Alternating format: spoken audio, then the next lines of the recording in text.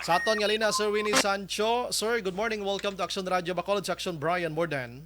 Brian, good morning, no. Labi na gid sa aton mga tagpalamati kag mga konsumidor sang basiwa kag siniko. Aha. Sir, una-una may ideya na kamo may bag-o na galing nga GMC Basiwa? Wala gani ko kabalo, no. Nakabati ako sa pero ti daw why pa ko nakakita sa official document abi no nga may gin-appoint. Sino gani ang gin-appoint nila nga bago nga general manager, Brian? Si Kuana, Madam Monadia Hardin kagabi gin confirm ya diri sa aton na Sir Wen. Ti ining janay ka. Ang i-determine naton dapat kung ang basiwa bala is still a government-owned and controlled corporation o kung private company. Kaya mati sa ako niya pagtanaw, bisan ano nilang tawag na nga partnership o kung ano pa na gani ka, joint venture. Aha. Sa ako niya pagtanaw, ang basiwa is no longer a government-owned and controlled corporation. I see. Kaya mati nagabayad na. Gabayag gay tabate, no? Gani ba no? Tiyan na pribado na. Ti karon kung pribado siya, ang hindi ako makaintindi nga ang may board of directors pa dira, no? Unless this board of directors are appointed by law or appointed by the powers that be, no? Pero ang importante dira nga tani kung may ara gid man sila ibutang manager, somebody who is qualified.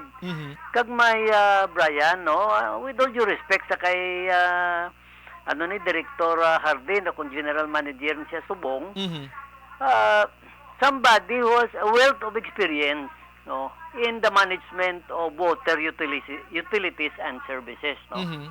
Pareho bala sang sineko, no, ti amo man ang problema ta subong. Kaya nga, ate ang gin-appoint na si Tikar, general manager, nagapamangkot kami kung di ini siya halin, no? Anong iya siya nga background, kung anong iya nga expertise. In the same manner, nga mo man na ang ginaano naton sa Basiwa, kaya man ang Basiwa, like Seneco, is an institution imbued with public interest, no? Kag sa matutuod lang, ang collective owners ang Basiwa, is the people no?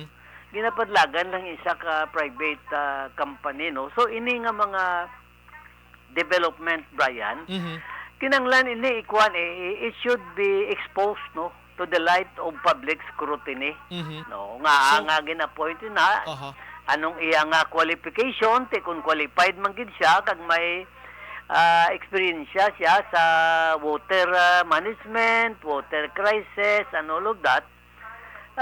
Tanawon ta kay manti wala pagid ko yan nakakuan nakasiling daw nakaagom kita sang maayo gid bala nga serbisyo, no, sa bahin sa tubig sang Basiwa kag prime water. So meaning Sir Wen, gina-question mo ang pag-appoint kay Hardin. Ang nag-appoint siya actually si outgoing Mayor Bing Leonardia. Before sa kwan as a director, bisan no? subong sa general manager daw kagabi, forget lang, pero namuno niya na nga si Mayor ang nag-appoint sa iya. Tita namunta ko na sa within the coverage of appointing period. Okay. Diba? Kaya man tiba may ara mga midnight appointee mo. Daw amo. Oo. Tita namunta kung ang pag-appoint siya ni Mayor Bing legal man lang, wala na problema. So no? ikaw sir mag-initiate sa pag-question sa nang himuon mo sir, may ara kay padala nga sulat, etc. Ti tanong tanay, no? Tanong ko anay ang mga dokumento bahin sa pag-appoint sa iya, no? Kag kung may mga legal legal questions, so kung may mga requirement nga way makuha mo na pag-question ta, no? Kag ang span balasang natawag naton limitations sa appointment, no? Kung legal man lang ang pag-appoint ni Mayor Bing, way man tas naga-question, no? Pero ang importante da nga tungod sa ginambal ko na nga ang Basiwa is an institution imbued with public interest. Hindi mo niya masiling maka-appoint lang somebody else no nga ibutang talang kay tungod nga wala sang may mapwisto, no? Pero abi sang sang Seneco PCT Carnegie na po dyan sang NEA, no? Pero ang amon question sinisa kay General Manager Acting General Manager Tikar, anong iya background, no? May ano bala siya sa power industry, labi na gid sa ginatawag naton na selective process bala, CSP, no? Competitive selection process, no, sa pagkuha sang power supply, no? Mga amo na bala nga bagay kay tamanti Brian, nakita taman araman da si Engineer Tanyungon, araman da si Engineer Pulientes. Sa akon pagtanaw, no, bisan gina-criticize ko man na sila kung kaisa, kung kinahanglanon, damo dira qualified, Brian, nga po general manager or acting general manager. Tinga nga butangan naton sa outsider raw ay tumanta niya kakilala gani kung dito siya nagalin mo. Gani man, no? Oo, amo na ang problema ta, Brian, duwagid, no? Sige. Tila binagid ang Basiwa, no? Ano ang policy direction ng Basiwa under the general manager abi, no? Bag-o nga administrasyon o kung management ni General Manager Hardin. So kung legal gin man lang ini kagway na problema, ano Sir Wen ang inyo mga gusto ipalabot sa iya abi hangyoon under sa liderato niya in advance? Well, number one, gidya improvement of services, no? Kaga ining mga problema bala nga nagatuhaw humalin sang una pa hasta sa subong ti tagayan nyo man solusyon kung bag-o na gid man ang management. Kag ang importante pagida nga ang kada brown out mauntat man ang tubig, no, tuwait mo sa generator nga hindi kadako sang prime water ang tagya sini bilyonaryo, milyonaryo, di nga hindi ka mo makabakal sang generator kung amo gid man ang kinanglan, no.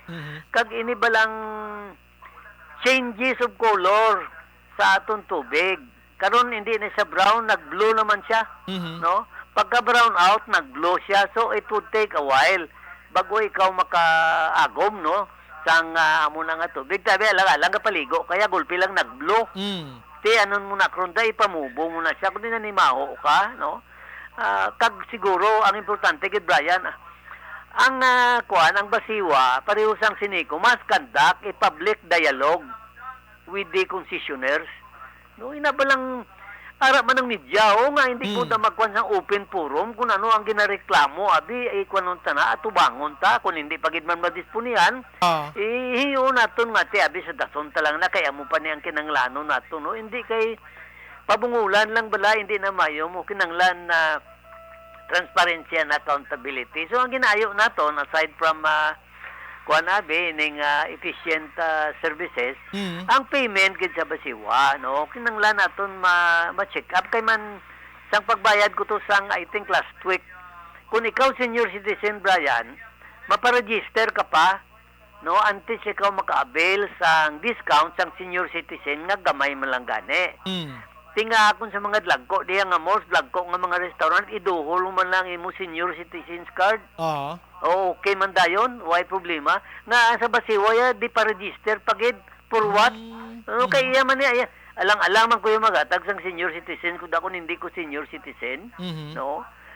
Iniba lang nga mga policy direction, gamay lang ini, pero pila ka minilyon man niya ang aton din mga senior citizen, no? Correct na. Nga, hindi na naton bala pagtagaan, Brian, sang kabudlayan. Kamanti, hindi, klakat na iban mo.